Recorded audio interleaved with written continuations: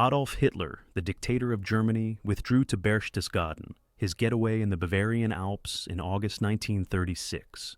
Hitler pondered war while sitting in his eagle's nest and gazing out over his favorite view of peaks and alpine meadows. In 1928, Hitler dictated a sequel to Mein Kampf that was never published during his lifetime, marking the last time he had written anything about his future aspirations. Ideas regarding the necessity of war and economic conquests abound in the text. However, it was written years before Hitler came to power, when he was still a struggling street politician. He had ruled Germany for nearly 4 years by August 1936. As the Nazi Party worked to strengthen its hold on power and repair the economic harm caused by the downturn, plans for war took a back seat. But by 1936, Hitler was thinking about war. Hitler hardly ever wrote down his ideas. This time, however, he penned a long memo about Germany's economic and political predicament and the certainty of war. Only a select few were shown the memorandum: Hermann Göring, the Nazi politician and Air Force Commander-in-Chief, Fritz Todt, the leader of the Autobahn project, and Werner von Blomberg, the defense minister. He only hinted to those around him that major conflict was imminent, one that would alter the European map in the same way that the 30 Years' War had done 3 centuries earlier. Hitler's document's main contention was that Marxist Russia and Western culture had to go to war. Hitler wrote, "No country will be able to avoid or abstain from this historic conflict." He likened his era to the ancient world's dilemma when it was overrun by barbarian invasions and the protracted and bloody conflict between Islam and Christianity. He saw the Soviet Union's increasing military might as threatening, and until Germany picked up the mantle of civilization and rode out to slay the Bolshevik dragon, the future looked bleak. Hitler said it would be the most gruesome catastrophe which has been visited on mankind since the downfall of the states of antiquity, if Russia prevailed in the impending historic conflict. All other considerations must recede into the background. "I set the following tasks," Hitler wrote at the end of his document addressing the threat. Within 4 years, the German military must be operational. 2. Within 4 years, the German economy needs to be prepared for war. Göring was named head of a 4-year plan organization in the fall of 1936 to provide the financial groundwork for a major conflict. Wartime manufacturing accounted for 2/3 of industrial investment from 1936 to 1939. A quarter of all German workers were engaged in military contracts by the spring of 1939, first started with Soviet support in the late 1920s. The rate of military expansion quickened. Hitler had stated in the memorandum that the extent of the military development of our resources cannot be too large, nor its pace too swift. The goal was to make the German army the premier army in the world. The memorandum hinted at an inevitable struggle between Germany and the Soviet Union, but no clear war plan was developed, unlike the Schlieffen Plan that had influenced German strategy before to 1914. It served as the seed from which the acrimonious conflict of 1941-1945 blossomed. The resurgence of German military might cause real concern in Moscow. Since Hitler took office in 1933, ties between the two states had been rapidly worsening. The main takeaway from Hitler's Mein Kampf impressed Soviet authorities more than Western politicians. Vyacheslav Molotov, the Soviet premier, cautioned delegates at the Congress of Soviets in January 1935 that Hitler's declared goal was to conquer territory in the East. The German threat was the topic of conversation when Joseph E. Davies, a rich American lawyer, arrived in Moscow early in 1937 to assume the position of ambassador. He was told by Soviet Commissar for Foreign Affairs, Maxim Litvinov, that Hitler was driven by a desire to dominate Europe and conquer other countries. It was no coincidence that Marshal Tukhachevsky and the other generals on trial were charged with German espionage. The seclusion of the 1920s had to end for the Soviet Union. In the face of an antagonistic Germany in the West and a fiercely anti-communist Japan in the Far East, the Soviet Union started to patch things up with Britain and France, 2 Western nations. Although this decision was reasonable enough, it completely contradicted the Soviet perception that the West was the embodiment of the most extreme forms of bourgeois imperialism. Considering France to be the most aggressive and most militarist of all the Western nations, Stalin had little patience for the country. Stalin referred to the League of Nations, which was established in 1920 as a tool for global cooperation and collective security, as the organizational center of imperialist pacifism. Following their rejection by Germany, Soviet leaders now found themselves in the unexpected role of a suitor, pleading with a cold mistress for favors. The Western governments demanded that the Soviet Union openly show its change of heart by joining the League of Nations as a condition of cooperation. Soviet delegates sat on the League Council in Geneva on September 18, 1934. Additional amicable gestures ensued when Stalin commanded communist parties worldwide to give up on the revolutionary cause and join hands with progressive political forces in a popular front against fascism. Lenin's 1920 International Communist Organization, the Comintern, softened its extreme rhetoric. Now, the only topics of conversation were peace, social cooperation, and democracy. The Soviet Union and France struck a mutual aid agreement in May 1935, replacing their previous friendship with Germany. Non-aggression agreements were made with Poland, Finland, Estonia, and Latvia, all of which would soon be affected by Soviet attack. The outward manifestation of good neighborliness concealed a far more careful and practical mindset. Even though Stalin publicly opposed Nazism, he never lost sight of the possibility of friendship between the Soviet Union and Germany. Secret contacts were established with Göring's four-year plan organization in Berlin in 1937 in an attempt to restore Soviet-German trade. Nearly at the same time that Stalin's executioners were pressuring terrified Soviet generals to confess to espionage for Germany. Hitler's unwillingness to accept parallel political talks in March 1937 caused the negotiations to falter. Stalin had the Soviet negotiators detained, killed, or imprisoned in order to hide his tracks. The drawbridge was constructed in Berlin. It wasn't until the months coming up to the war in 1939 that the two sides spoke again. At this point, the Soviet Union's foreign policy entered a new and risky phase. Stalin's revolutionary regime was anything from safe, weakened by the brutal purge of the officer corps and the ruthless attempt to change Soviet society, confronted with an anti-Soviet Germany that was fast rearmament and very suspicious of her new imperialist allies. Little is known about Stalin's innermost thoughts during this time.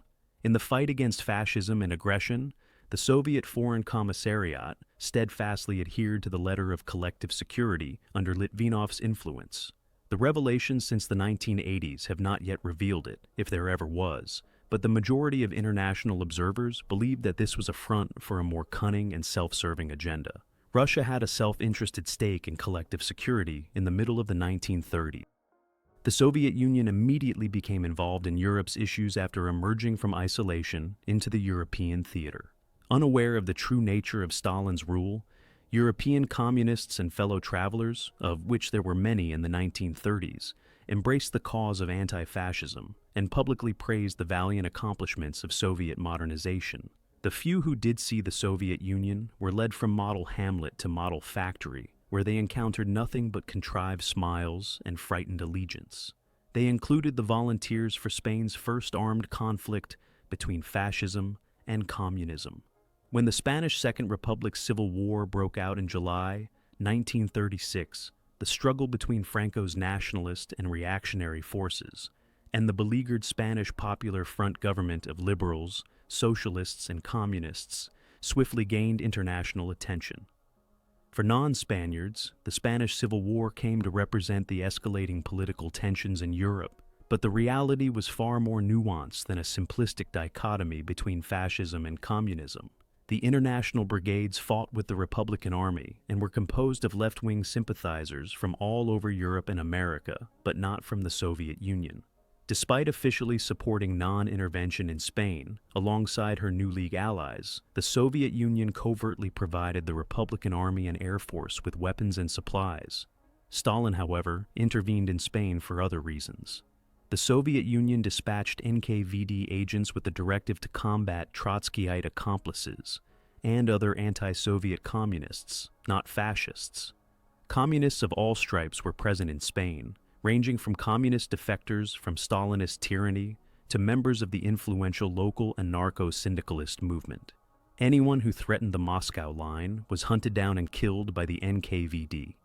Even those who had been dispatched to Spain to carry out Stalin's orders were called back to serve in prison or be executed.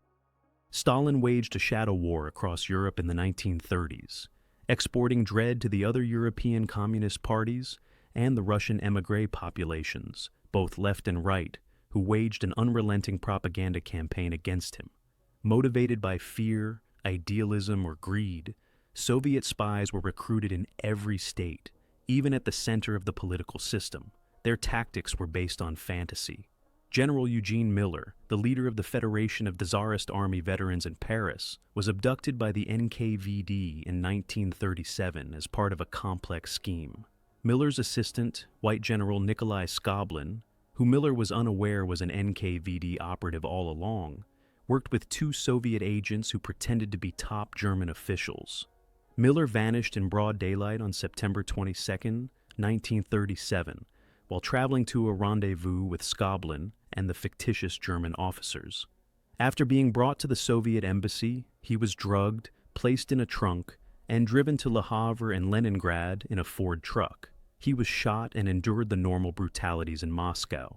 Although his precise fate is unknown, Skoblin fled to Spain after eluding capture by the French government, where his future could only have been dismal. His wife, Nadezhda Plevitskaya, had been an NKVD operative for years and was well known in émigré circles for her melancholic renditions of traditional Russian songs. After being apprehended by the French authorities, she received a 20-year sentence and passed away in jail in 1940. Miller's kidnapping was closely related to the Tukhachevsky case, according to Soviet defector Walter Krivitsky, who was killed by Soviet agents in Washington that same year.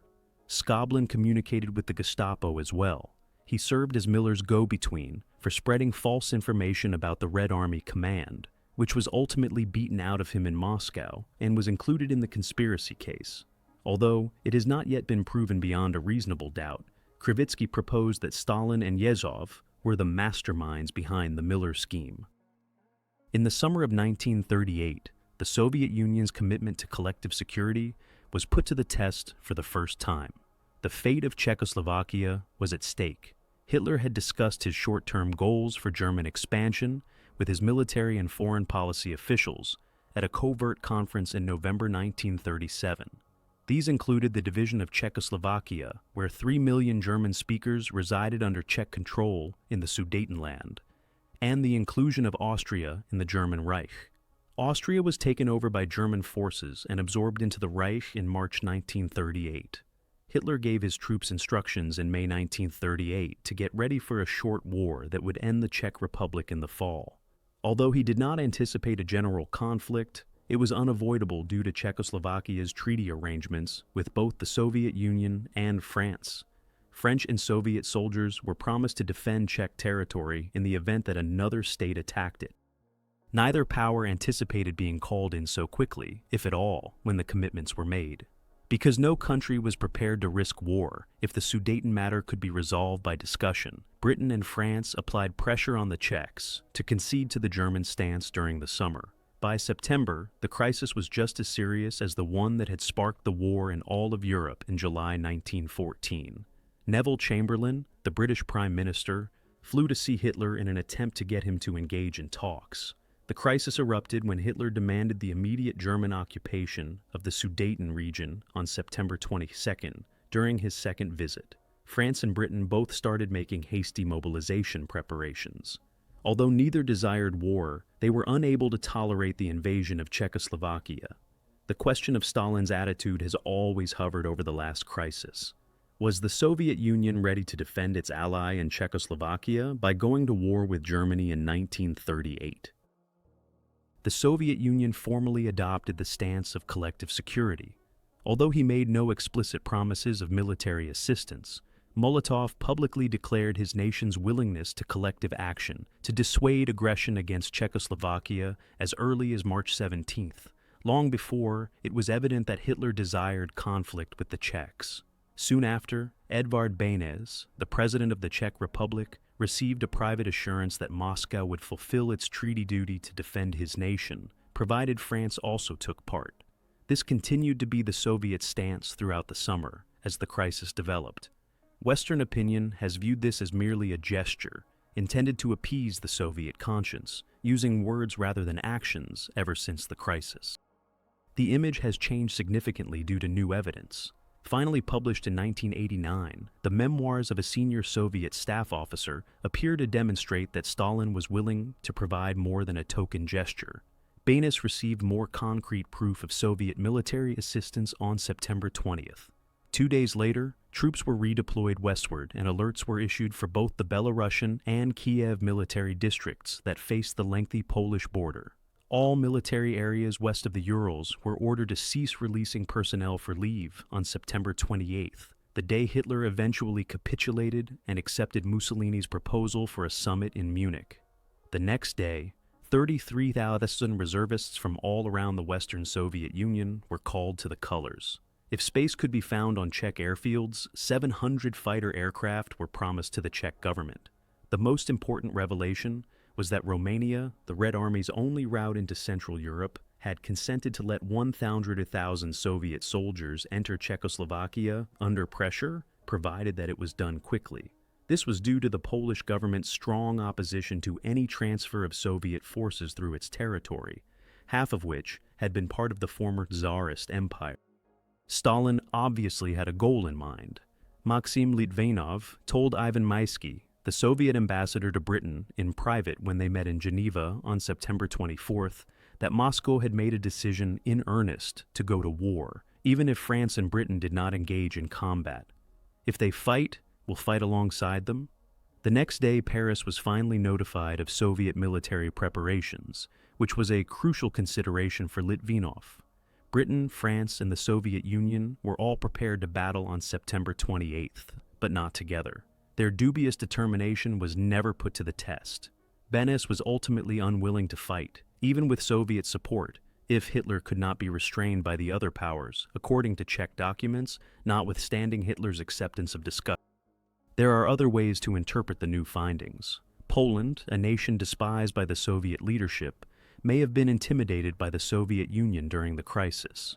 A warning to Warsaw that any action by the Poles against the Czechs would be considered unprovoked. Aggression was conveyed on the same day that Soviet forces were placed on alert. Germany never received an ultimatum. German intelligence did not perceive the Soviet stance as a war threat and was not impressed by Soviet military maneuvers.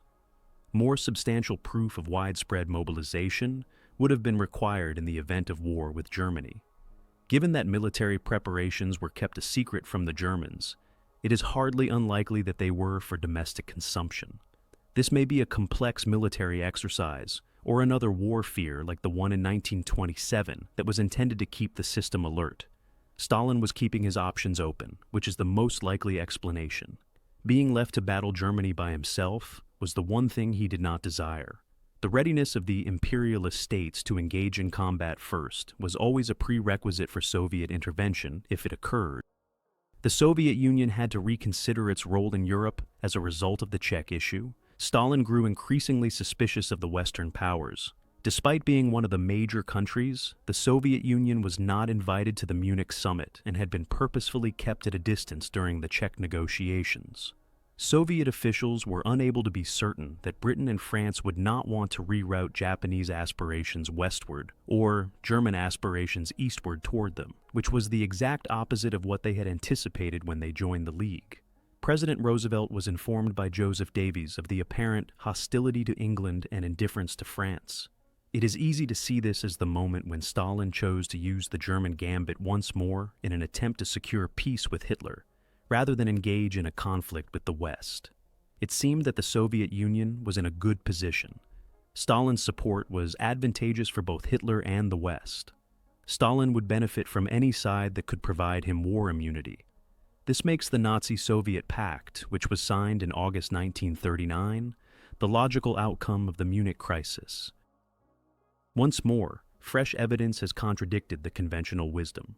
uncertainty and vacillation are depicted in the abundance of new material on Soviet foreign policy in 1939. Soviet authorities did not think an agreement with Germany was feasible, but they also did not think an agreement with Britain and France was worth much. The Soviet Union did not consider itself to be the arbitrator of Europe. Rather, it saw itself as fragile and isolated. The number of seasoned diplomats and officials killed by the terror exacerbated the new security situation in the Soviet Union. The Soviet Commissariat of Foreign Affairs experienced yet another round of arrests and dismissals in the spring of 1939.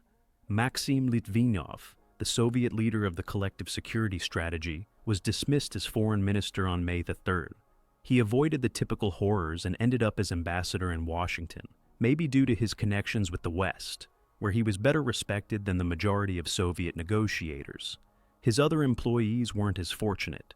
Demotion, imprisonment, or death was their penalty for permitting the Soviet Union to relapse into a perilous state of isolation.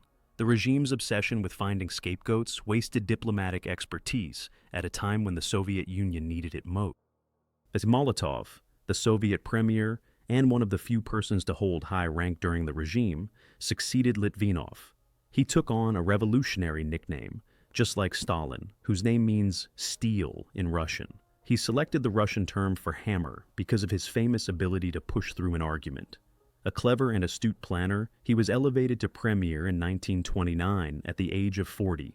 He was wholly Stalin's man and stuck by him even when his Jewish wife was detained and banished following the war. After Munich, a second important appointment was made. On November 8, 1938, a young Georgian named Lavrenti Beria took over as the NKVD's leader, replacing the cruel Yezhov. Beria had all the necessary traits for the position. She was ambitious, fawning, violent, and evil. He was a student in Baku when the revolution began, having been born in 1899 as the son of an impoverished Georgian peasant. He became an official of the Azerbaijan Cheka in the early 1920s after joining the Bolshevik Party in 1917.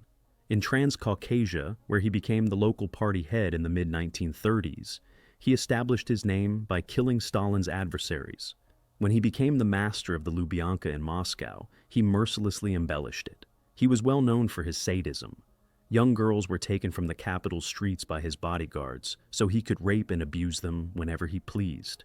He coupled a slavish reverence with absurd coarseness and hunger for brutality. If only momentarily, he lived until Stalin's demise in 1953. The lack of collective action over the Czech crisis prompted a renewed search for increased security in the spring of 1939. Stalin publicly denounced the Western powers after the German takeover of the remaining Czech territory on March 15th. He chastised France and Britain for conniving at aggression, giving free rein to war during the 18th Party Congress. On their part, he said he could sense an eagerness, a desire to pressure Germany and Japan into going to war with the Soviet Union. Stalin did not rule out working with the Western nations to contain Hitler because this was seen as a very genuine threat. Given the Soviet Union's strong mistrust of Western intentions, this was not a desirable alternative, but in the spring of 1939, it was still better than isolation. In 1939, the British and French decided nearly simultaneously that they would need to get closer to the Soviet Union if they hoped to restrain or stop Hitler. Neville Chamberlain visited the Soviet embassy in London on March 1st, the first time a British prime minister had ever done so. Despite his distaste for Stalin and communism, Chamberlain submitted to the wisdom of the French government and British military chiefs, who maintained that Hitler would only listen to superior military might. In order to explore if a larger coalition of anti-Hitler governments might be formed to encircle Germany, negotiations were made with the Soviet Union. By the beginning of April, Britain had promised Poland and Romania protection from German assault. Neither of the two Western powers, nor many historians afterward, were prepared to accept the Soviet response at face value since it was so simple. The Soviet Union made Britain and France an alliance offer on April 17th that would ensure the integrity of all states from the Baltic to the Mediterranean and would force all three powers into conflict if Germany attacked any of them. Now, it appears that the offer was sincere enough. The three of them together were unquestionably stronger than the fascist states, Stalin told his audience and the world in his March speech. Even if one accepts Stalin's inflated admiration for the military might of the Western democracies, this was most likely accurate in a tangible sense. Moscow still had serious concerns about the goodwill of the West. Litvinov was fired in May for his lack of excitement because he didn't think the West was serious about taking on Hitler. The challenge for Molotov, his successor, was to convince the West that the Soviet Union was serious about doing business.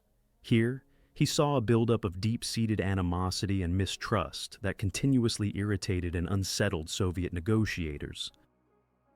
The lengthy delay in the British response was the first sign of how hard it would be to persuade the Western powers to accept the Soviet offer. 6 weeks later, on May 25th, the British finally agreed to the start of initial talks rather than an alliance. Over the summer, those conversations dragged on.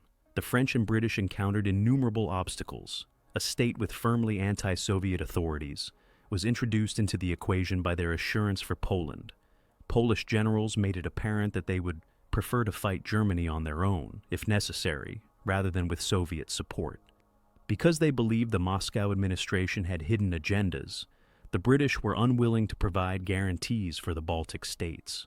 Through spies deep within the British elite, the NKVD regularly provided Stalin with high-level intelligence on the complexities of British strategy. Using all kinds of trickery and dreadful subterfuge, Molotov vented in private about the crooks and cheats he had to deal with. The negotiations came to a standstill as tensions between Poland and Germany increased during the summer. On July 17th, a frustrated Molotov finally said that if the negotiations were to be of any value, a military agreement should be taken into consideration. This goal revealed the division between the two sides. The West desired a diplomatic front to dissuade Hitler, while the Soviet Union desired an alliance to combat him. The Soviet Union's attempt to surround Hitler with a unified bloc, the diplomatic counterpart of the Popular Front, came to a head with the military negotiations. They put an end to any delusion that Soviet officials could have held on to, that an equal partnership with the West was feasible. The Western governments made matters worse by failing to handle the military negotiations with the gravity that the impending German-Polish battle demanded. Their negotiators traveled by water rather than via airplane. 25 days after Molotov's invitation to negotiations was sent, on August 10th, the British liner City of Exeter finally docked at Leningrad. Senior Soviet military personnel greeted the British and French delegations before escorting them to Moscow by night train. No one senior enough to handle the enormous task of forming a military alliance led either mission. The obvious conclusion reached by Soviet officials was that the Soviet Union was not viewed as an equal by the West. Poland had even received better treatment. The drama started to play out on August 12th. In a room in the Spiridonovka Palace, the two Western delegations sat down at a table to meet the Soviet side. The room was packed with stenographers and interpreters. The day was abnormally hot.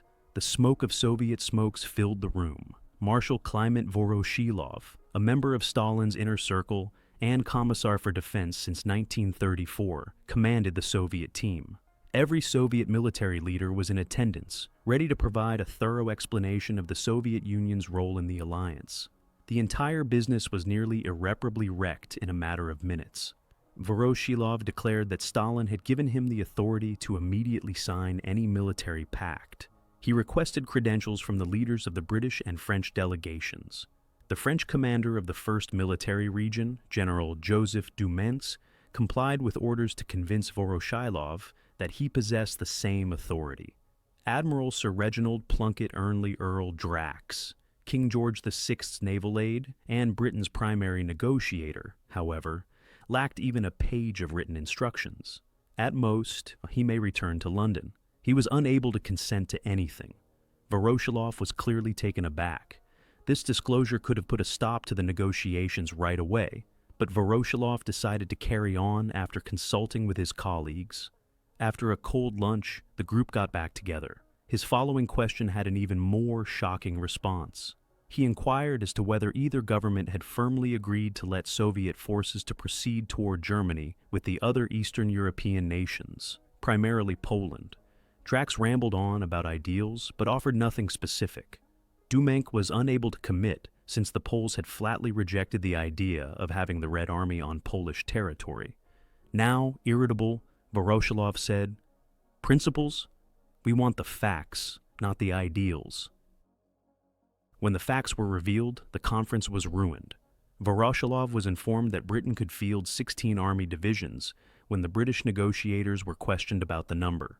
The Soviet team requested that the statistic be retranslated since they were so shocked. The unfortunate British were forced to acknowledge that only 4 were truly prepared to fight when they were questioned about it. Stalin eventually learned the truth, 2 divisions right now and 2 later, when he later requested the British ambassador for the figure. Stalin only gave a disbelieving shake of his head. With 4,000 tanks and 110 divisions, the French had more to offer. Voroshilov then looked to the Soviet Union's advantages. The Soviet Union could field 5,000 heavy weapons, 9,000 to 1,000 tanks, and 5,000 combat planes, in addition to 120 divisions, out of about 300. Both sides continued the negotiations with the little enthusiasm. If he hadn't previously, Stalin now understood that the Soviet Union was far more powerful than the Western capitalist nations he had so much dreaded. Hitler may have been dissuaded from going to war with Poland if the alliance had remained a powerful bloc. However, even the most hesitant ally would have found it difficult to endure the Western powers' obvious unwillingness to accept Stalin's offer, as well as the ongoing slights and checks on Soviet efforts. The pursuit of collective security came to an end when the alliance was not secure. A move from the most improbable quarter of all ended Soviet isolation. Lines started to reopen from Germany while negotiations with Britain and France continued. Although there is still a lot of conjecture regarding Soviet intentions, the solution is once more simpler than any conspiracy theory. The accord with Stalin was sought by Germany, not the other way around. The Germans had clear intentions. After annexing Czechoslovakia and extorting the city of Memel from Lithuania, Hitler sent his military orders in April 1939 to organize a brief, devastating battle against Poland for the fall. Hitler was certain that France and Britain would not step in, but there were significant risks. A resurgence of the Great War Coalition put Germany in danger of a 2-front war. Hitler started to soften his propaganda assaults on the Soviet Union in April. The first German feeler was released on May 5th. Georgy Astakov, the Soviet chargé d'affaires, was assured that Germany would uphold its trade deals with armaments companies in German-occupied Bohemia. The German envoy to Moscow urged Molotov to rethink initiating trade talks on May 20th. Molotov abruptly turned down the offer, saying, "The German government is playing some sort of game." A week later, Joachim von Ribbentrop, the head of the German Foreign Office, gave the German ambassador instructions to start political talks with the Soviet Union. The encounter was annoying. There was no improvement for 3 months. Although they couldn't have agreed on anything specific, Soviet contacts generally agreed that it would be good to strengthen relations, which could scarcely have been worse. In private, Molotov and Astakov questioned if the Nazi Leopard could change its spots and brushed off German attempts as superficial and non-committal. Nothing had changed by July. We must presume that both Stalin and Molotov were unimpressed by the increasingly pressing indications from Berlin that Hitler wished to speak. The German side didn't offer any sort of agenda for debate until the end of July, just 1 month before the war between Germany and Poland started. Karl Schnurre, Germany's trade negotiator, informed Astakov on July 26 that Germany was willing to talk about a political settlement in Eastern Europe that would essentially involve a share of the profits. Molotov instructed Astakov to get clarification 3 days later. The Soviets pricked their ears for the first time. With surprising candor, Ribbentrop proposed a colonization of the entire region, from the Black Sea to the Baltic, on August 2nd. Moscow merely listened, though. Molotov was unsure on how to react to the offers. Hitler could not be relied upon to fulfill his promises. However, Berlin's clues hinted at actual Soviet interests. The former Tsarist Empire included Poland and Romania in the Baltic states. Despite being forced to leave them, the Soviet Union never gave up on its goal of establishing Soviet imperialism in the area in place of Tsarist imperialism. Incredulity and a deep mistrust of German intentions were 2 of the main reasons for the Soviet Union's hesitancy about Germany's blatant advances. Astakov wrote to Molotov that this was an offer that would have been inconceivable 6 months ago. As always, the Soviet side kept their cards close to the vest. German negotiators, by now anxious for the diplomatic revolution they required before attacking Poland, threw all their cards on the table in a messy heap over the course of the next few days. There were generous trade settlements, a top-level German expedition to Moscow to sign an instant deal, the potential for a secret protocol on the territorial division of Eastern Europe, and a non-aggression treaty. The Soviet side picked them up one by one. Molotov ultimately consented to negotiations on August 17th, by which time it was evident that any chance of an alliance with Britain and France was dead. He gave the German envoy a note committing to a secret protocol and a non-aggression treaty. Hitler wanted all of this and more. Stalin consented on August 19th that Ribbentrop should visit Moscow, but only on August 26th, the day Hitler had scheduled the invasion of Poland. There were frantic phone calls. Hitler asked Friedrich von der Schulenburg, the German envoy, to bring Ribbentrop sooner. Stalin responded to Hitler 2 hours later with a different date on August 23rd. There could not have been a more stark contrast with the negotiation strategy used in the West. It was the beginning of an extraordinary diplomatic coup. With a team of over 30, Ribbentrop boarded Hitler's private Focke-Wulf Condor aircraft on the evening of August 22nd. His plane avoided Polish airspace on its way to Königsberg in East Prussia. There, in a state of nervous expectation, he spent the night. The aircraft touched down in Moscow at 1 p.m. on August 23rd. Swastika banners, drawn back to front for Soviet anti-Nazi movies, were displayed across the airport. Ribbentrop and Schulenburg took a car to the Kremlin at 3 o'clock. To the surprise of the Germans, Stalin himself, not only Molotov, met them. "It's been a lovely shoving match, hasn't it?" Stalin said to Ribbentrop. The two parties started working on their issues. The agreement was swiftly accepted. The covert procedure took longer. With the exception of a portion of Latvia, which Hitler wished to Germanize, Germany relinquished nearly all that had been promised. In an absurd display of realpolitik, two sworn ideological rivals were locked in a secret meeting and dividing up the Eastern European governments. Latvia proved to be a roadblock. Following 3 hours of historic debate, the two sides adjourned at 6:30.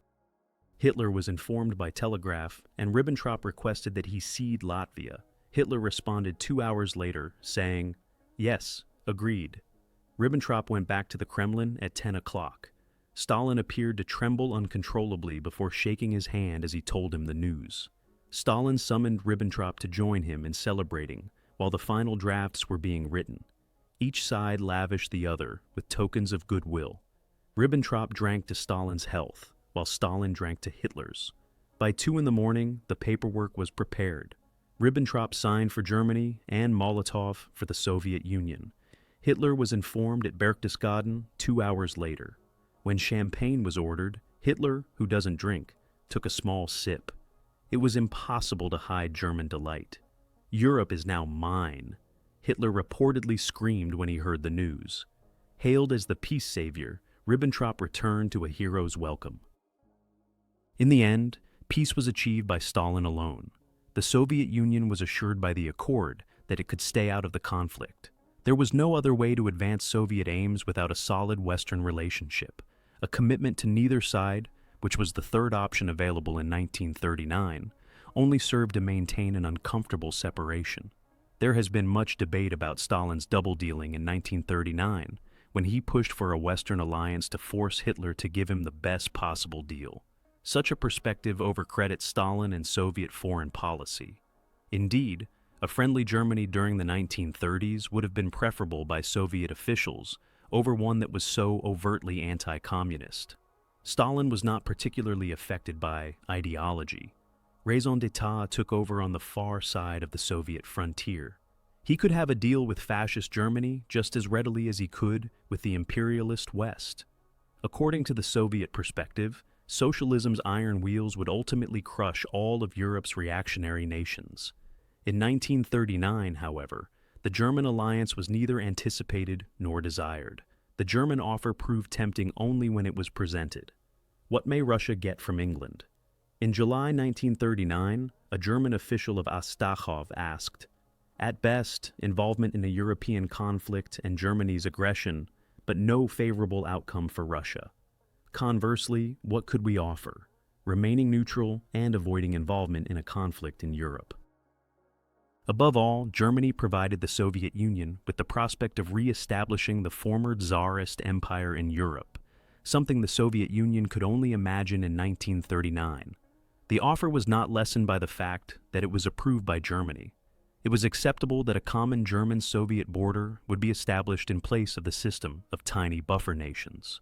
Profit was all that Stalin saw. Stalin can be seen grinning with an unbridled and innocent delight in the photos taken during the historic encounter with Ribbentrop. Stalin said, "I know what Hitler's up to Nikita Khrushchev, a young Ukrainian ex-peasant and a rising star in the party when the pact was secure. He believes he has outwitted me, but in reality, I have outwitted him." German soldiers invaded Poland 7 days after the deal was signed. Contrary to Hitler's and Stalin's predictions, Britain and France declared war on one another 2 days later, on September 3rd. Hitler had a conflict he did not desire. Stalin had a breathing room. The treaty only indirectly contributed to the events that transpired in Eastern Europe. The August secret protocol did not set up partition or control. It merely defined areas of interest. German military victories served as the foundation for the Soviet offensive in Europe. Stalin did not act until he was certain of his position. The fast defeat of Poland was guaranteed by the German troops' quick advance. Stalin completely disregarded the covert procedure because he did not want Germany to drive on to the Soviet border. After much deliberation, Molotov finally consented to German demands to invade Poland from the east on September 9th. The Red Army didn't start rolling across the boundary until September 17th, just before the Polish surrender, because not much had been prepared. Molotov declared, for public consumption, that the internal bankruptcy of the Polish state was the reason for the Soviet invasion and the threats it posed to Russia's blood brothers, the Belarusians and Ukrainians living under Polish authority who had been abandoned to their fate. This turned out to be the worst fate Stalin had yet to inflict on his own people. Soviet liberators quickly turned into Soviet jailers. In the Soviet realm, more than 1 million Soviet soldiers flooded into Poland's 7 provinces. After a few short clashes, the entire region was pacified by September 24th. In order to organize the divide, Ribbentrop flew to Moscow once more on September 28th. The Soviet Union received the lands that were primarily non-Polish, while Germany received the other portions. The August-agreed provisional boundary was modified. Hitler now relinquished his claim to Lithuania as a part of the German realm in a second covert treaty. The riches were formally shared by this second agreement. The peoples of Belarusia and western Ukraine, who had fled Soviet control after the Polish triumph in 1920, were now free to enjoy the benefits of Stalin's revolution. The residents of the new territories were formally recognized as Soviet citizens on November 29, 1939. This was nothing less than the expansion of the revolution by Soviet authorities and thousands of NKVD soldiers from above. The Soviet government allowed the law of the jungle to rule during the first few weeks of occupation.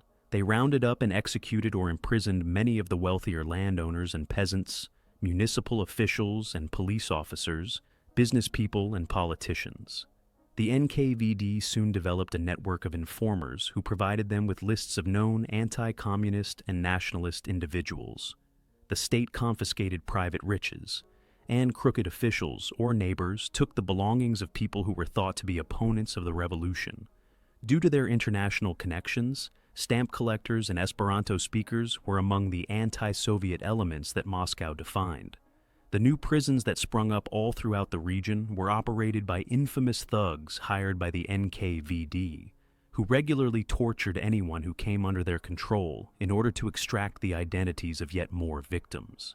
They improvised when the standard tools of interrogation were not available. Inmates were subjected to beatings with broken fence railings, hand-crushing in cell doors, and thin books placed on their skulls, which were then struck with hammers to cause a concussion rather than a fracture. They endured more humiliations when they were hauled, beaten, and humiliated in front of NKVD kangaroo courts. The penis of one inmate was wrapped in paper and set on fire. There was an additional stairway on the descent into hell for ethnic Poles living in the new Soviet territories. A lengthy and comprehensive set of deportation instructions was drafted in October. The authorities were prepared by February 1940. In 4 significant deportation operations that concluded in June 1941, 2 million Polish households were relocated. They were dispatched to the hard terrain of Central Asia or to the most desolate regions of Siberia. When they reached the railheads for deportation, the male heads of the family were separated from their wives and children, and they were only permitted to take a very small amount. They were headed for the detention camps in Russia. Their families were forced inside cattle vehicles without water and with a little screen for air. The deceased were thrown out onto the platform at every station along the line. It may never be known how many people died. Disease and starvation claimed thousands more lives.